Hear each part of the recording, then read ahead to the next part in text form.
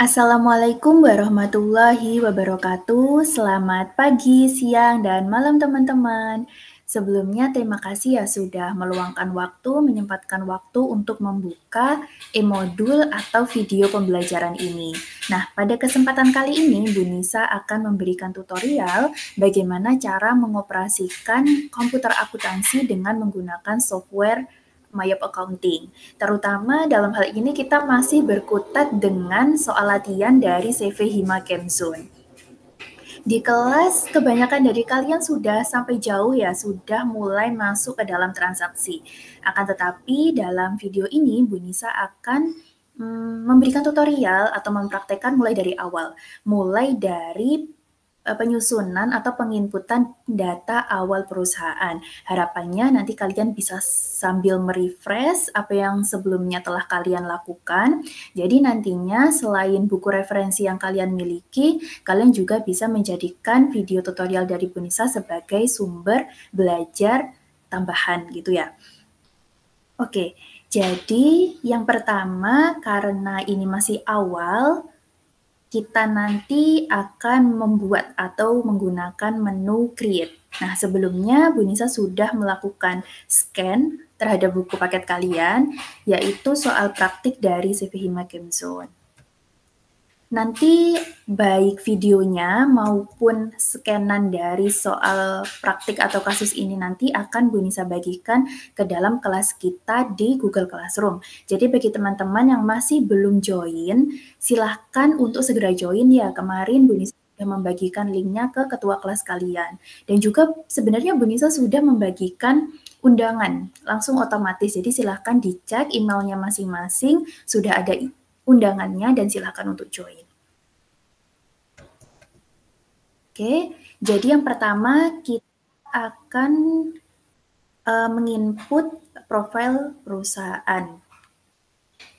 Oke, karena masih awal, kita masih belum punya datanya, jadi kita akan menggunakan menu create. Oke, welcome to the Mayop New Company File Assistant. Langsung aja kita next. Nah, di sini kita bisa mulai masukkan. Company name-nya adalah CV Hima Kemsun. Oke, nah biasanya untuk GST No itu bisa diisi dengan identitas dari wajib pajaknya teman-teman. Kalau misalnya berupa perorangan ya berarti NPWP, kalau misalnya berupa badan ya berarti nanti pakai nomor pengukuhan pengusaha kena pajak seperti itu. Nah, karena di sini di soal kasus yang disediakan di buku paket kalian itu tidak ada, jadi kita kosongin saja. Bu Nisa di sini langsung lihat di buku paket ya. Soalnya ini kalau misalnya awal belum bisa belum bisa dibelah layarnya. Oke, kita lanjutkan ya. Untuk alamatnya ada di Jalan Prof. Sudarto, Tembalang, Semarang. Phone number-nya 0281 50 satunya 41234. Lalu Voxemail number-nya 0281 50 1212. Emailnya ada himakemsun@ind.com. Oke, kalau misalnya teman-teman sudah memastikan sudah benar, kita tinggal next. Oke, lalu di sini, tell us about your accounting year, current financial year. Kita lihat di sini. Di sini, kapan sih perusahaan pertama kali menggunakan Mayop? Oke, jadi di sini adalah tahun 2014. Kalau Bu Nisa biasanya langsung lihat di ini sih ya, lihat di bukti transaksinya.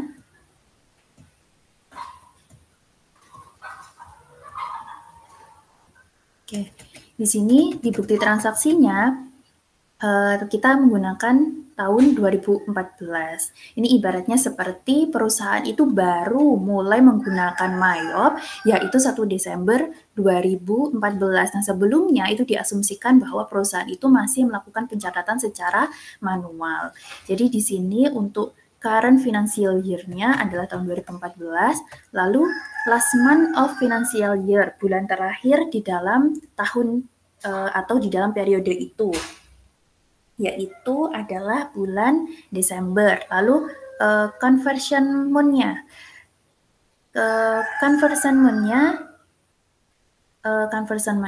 adalah di sini.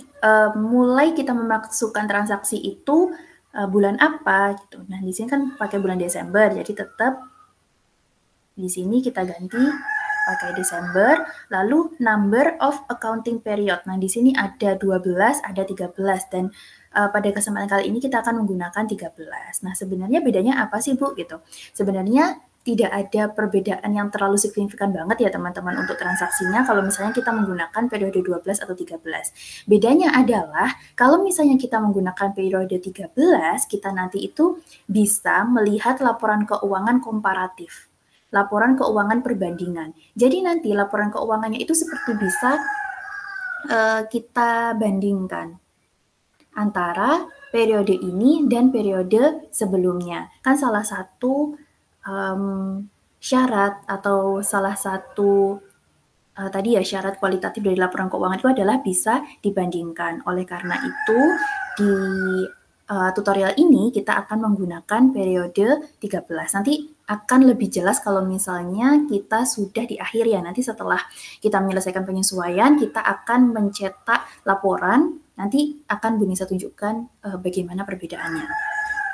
Oke, jadi kita cek ulang, current financial year-nya adalah 2014, bulan terakhirnya Desember, conversion month-nya adalah Desember, lalu kemudian number dari accounting periode akuntansi adalah 13. Next. Nah, di sini kita masih diminta untuk mengecek. Kenapa? Karena ini memang penting banget, teman-teman. Nanti kalau misalnya nih teman-teman udah masuk ke dalam MYOB-nya, akan tetapi teman-teman itu ternyata ada kesalahan di accounting information-nya, nanti teman-teman harus ngulang dari awal. Kan sayang banget ya kalau misalnya kita udah mau masuk transaksi, udah selesai nginput daftar akun, saldo-saldo awal, tapi ternyata accounting information yang dimasukkan di sini salah. Itu sayang banget karena nanti teman-teman harus ngulang dari awal. Oleh karena itu memang kita harus ngoreksi lagi di sini, di bagian ini. Oke, 1 Januari sampai 31 Desember. Conversion month-nya nanti akan dimulai pada 1 Desember. Lalu, oke, kalau misalnya sudah sesuai, kita langsung saja next. Oke. Oke, nah di sini teman-teman bisa memilih yang pilihan kedua atau pilihan yang ketiga. Tapi biasanya Bu Nisa menggunakan pilihan yang ketiga karena menurut pengalaman biasanya pilihan ketiga ini nanti akun-akun bawaan MYOB-nya itu lebih sedikit. Jadi nanti kita tidak perlu terlalu banyak menghapus akun-akun yang tidak kita perlukan. Oke, lalu kemudian next. Nah, di sini teman-teman bisa merubah tempat. Kalau misalnya di sini awalnya disimpan di C, lalu teman-teman ingin merubah ke folder lain, misalnya ke D atau ke E, itu bisa. Itu ya teman-teman ya. Oke. Coba ya kita rubah. Oke. Misalnya di sini Bu Nisa tambahin namanya Bu Nisa.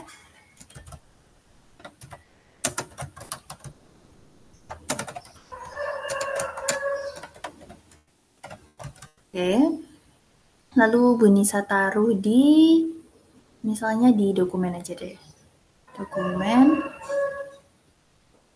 Soalnya di E ini udah banyak banget datanya Bu Nisa. Sebenarnya lebih aman kalau misalnya disimpan di E ya teman-teman.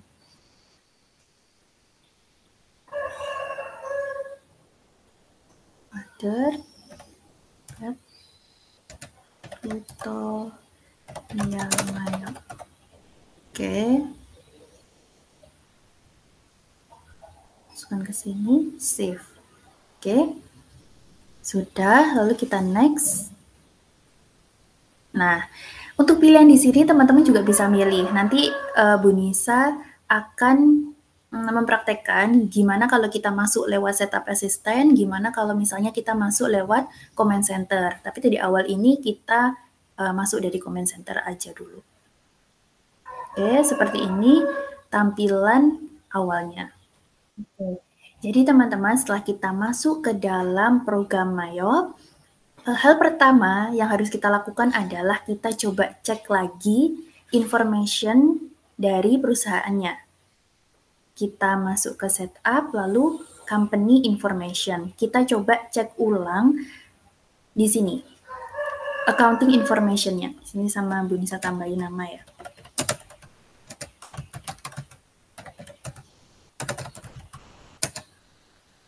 Oke.